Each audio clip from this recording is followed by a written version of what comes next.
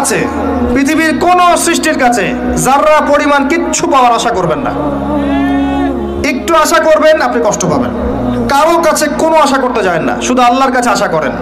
সমস্ত কাজের প্রতিদান আল্লাহর কাছে চান, পরকালে আপনি সুখে থাকবেন ইনশাআল্লাহ।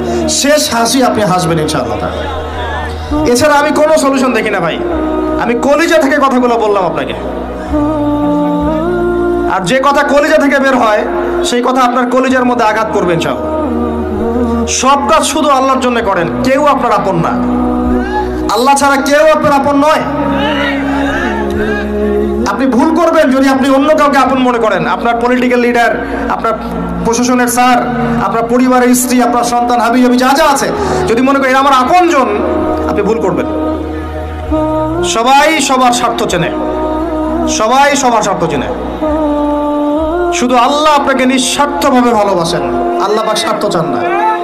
সারাটা জীবন পাপ করে থাকলেও একটা বার দাঁড়িয়ে খালি বলেন আল্লাহ আস্তাগফিরুল্লাহ ওয়া আতুবু ইলাইহি, মন থেকে বলেন আল্লাহ আমি ভুল করেছি, আল্লাহ আমাকে মাফ করে দাও। এক মুহূর্তের মধ্যে আল্লাহ পাক আপনার সমস্ত গুনাহগুলোকে নেকিতে পরিবর্তন করে দিবেন ইনশাআল্লাহ।